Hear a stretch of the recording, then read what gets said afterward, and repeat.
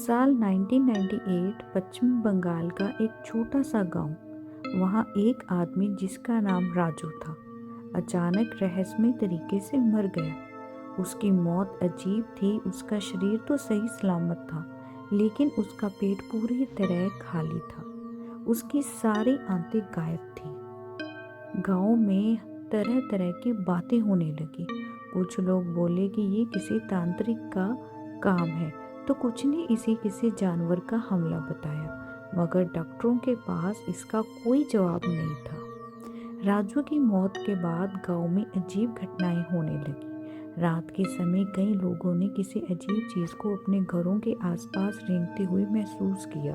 कई बार खेतों में अजीब खून के निशान मिलते थे, और सबसे डरावनी बात, जो लोग उन जगहों के पास सोते वो बीमार पड़ जाते और उनके पेट में अचानक भयानक दर्द होने लग जाता।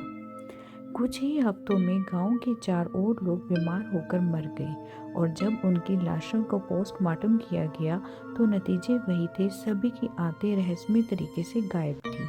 गांव के बुजुर्ग ने बताया कि बहुत साल पहले इसी गांव में एक बलिदान तांत्रिक रहता था, जो अपनी तंत्र विद्या के लिए इंसानों की आंतों का प्रयोग करता था।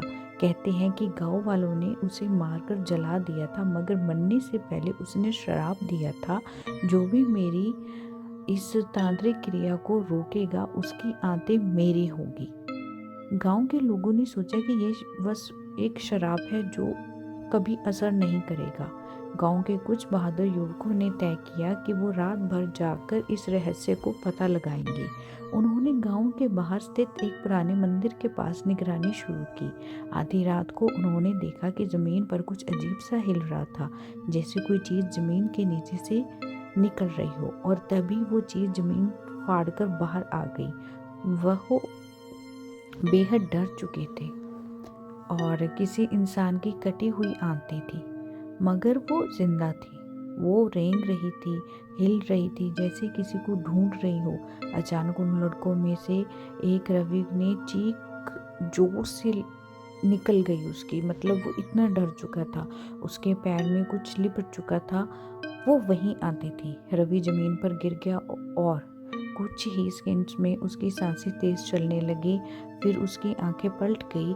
जब बाकी लड़कों ने उसे देखा तो देखा कि उसके पेट से खून बाहर आ रहा था, और उसकी आंतें धीरे धीरे उसके शरीर से बाहर आ रही थी। लोगों ने तुरंत गांव के पुजारी को बुलाया। उन्होंने तंत्र मंत्र के जरिए उस जगह को शुद्ध किया और हवन किया। इसके बाद से वो घटनाएं कम होने लगी, लेकिन आज भी उस गांव में लोग रात के समय अकेले बाहर जाने से डरते हैं।